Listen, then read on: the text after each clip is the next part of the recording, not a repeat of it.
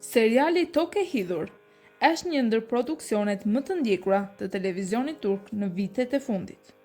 I mbushur me drama, pasion, hakmarrje dhe sakrifica, u bë menjëherë një sukses ndërkombëtar duke u transmetuar në shumë vende përfshirë Ballkanin dhe Amerikën Latine. Një nga elementet kyçe të suksesit të serialit ishte padyshim personazhi Yilmaz Akaya, i luajtur nga aktori karizmatik Ugur Güneş. Yilmaz ishte padyshim një figurë që përfaqësonte të drejtën, dashurinë e pastër dhe luftën për drejtësi në një shoqëri patriarkale dhe të ndarë klasërisht. Historia e dashurisë së tij me Züleyha, përpjekjet për të shpëtuar nga padrejtësitë, burgosja, aratisja dhe ringritja në shoqëri e kthyen atë në një figurë tragjike që fitoi zemrat e audiencës që nga episodi i parë. Ugur Güneş solli në jetë një Yilmaz të vërtetë, me një ndjeshmëri shpirtërore që shpeshherë kontrastonte me brutalitetin e botës përreth. Nëse Züleyha ishte ëndra dhe dëshira, Yilmaz ishte besnikëria dhe sakrifica. Në fillimet e serialit, historia e tyre ishte thelbi rreth të cilit ndërtoi i gjithë rrëfimi një dashurie të pamundur, e ndarë nga fati, por që gjithmonë gjente rrugën për t'u rilindur.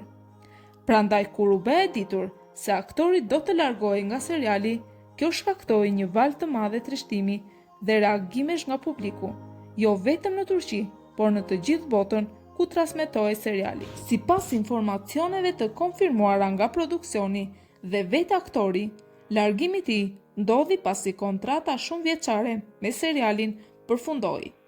Güneş kishte marrë një ofertë të re për të interpretuar në një tjetër serial të rëndësishëm me tematikë historike. Seriali quhej Kansus Topraklar, një dramë e vendosur në vitet 40. Ky projekt ofronte për te një personazh ndryshe nga Yilmaz, gjë që për një aktor është sfiduese dhe artistikisht motivuese.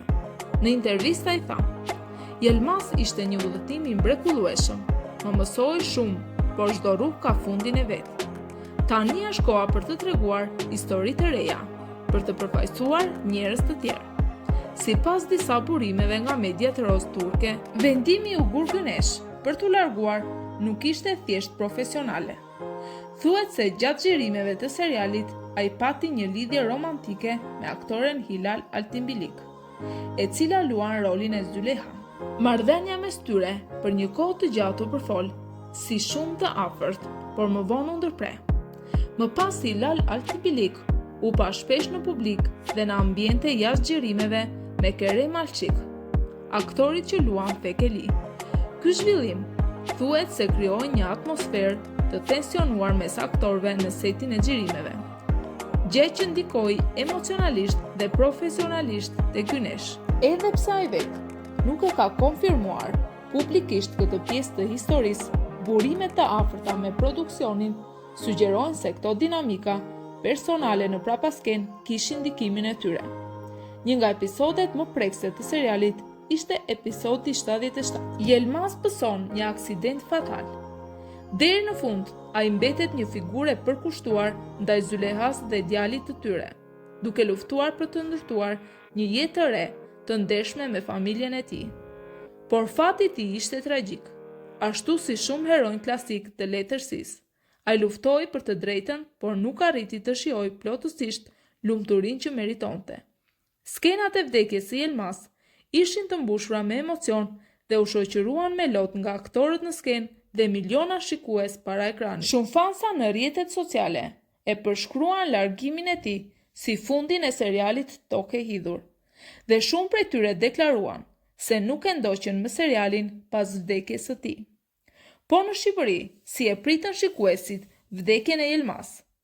Me dëshirë mund na lini një koment në lidhje me këtë pyetje. Shihemi në videon e radhës.